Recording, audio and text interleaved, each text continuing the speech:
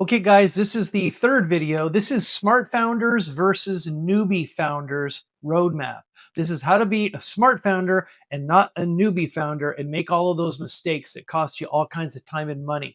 So let's just get straight to it. Here's what happens. A newbie founder normally starts out with an idea. They start thinking about it, and then they decide to build it. And they build their whole business. They build the idea. It takes them a while. And then they pray for customers. They pray that somebody likes their business. I've done this myself numerous times. It's a terrible way to do it. I didn't have any mentors to stop me, but I'm trying to stop you from doing the build and pray method. So instead of doing the build and pray method, I want you to be a smart founder. This is what smart founders do.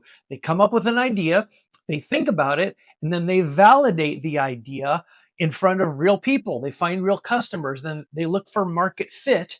They do some planning and research. Then after doing a lot of work, they make a go or no go decision. They decide whether or not they should really build the business or whether they should go back to the drawing board and tweak it or think of something else. After they make the go or no go decision, they decide to move forward and they start taking the steps that are needed to build the business. They create some product. They go and they do things like incorporate, get their bank accounts, set up the website, move forward, start marketing, build the product, launch the thing, and then grow. So the big difference is that newbies think about the idea and then they start building and then they hope that they've got market fit. Whereas smart founders work hard on figuring out if there is a market fit, and then they decide whether they want to build that business, and then they build the business. That's the big takeaway about smart founders versus newbie founders. And I think you know which one you should be. Let me talk for a second about the risk reduction steps that the smart founder does during this validation stage. So there are four major things that they're going to do besides general planning and research, looking into competitors, figuring out if there are going to be enough customers, to keep your business alive, and whether or not you have the skills to do it, whether or not you've got the money available to do it. These are the four big risk reduction steps, though, that a lot of people miss. The first is doing a basic financial projection. It's a simple spreadsheet to help you figure out whether or not the business has the potential to make the money that you need it to make. The second is having validation conversations with real live people, real customers. Go out and find them and show them what you've got.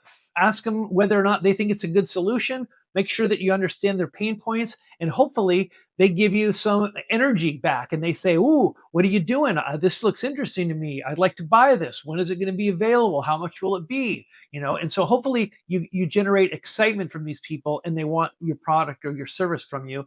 And then you're going to want to build an attractive and transformational offer for your customers. Remember, you're not just selling a product or a service, you're selling a transformation of some sort.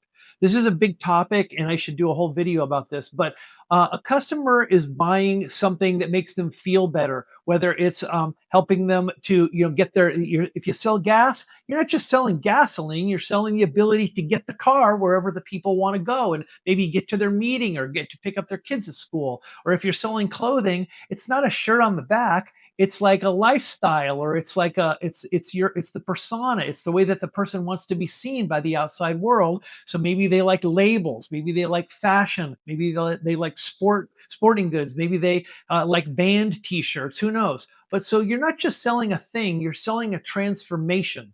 And you need to figure out what your transformation is and craft a really good, really attractive offer behind that. That's the third of these four risk reduction steps.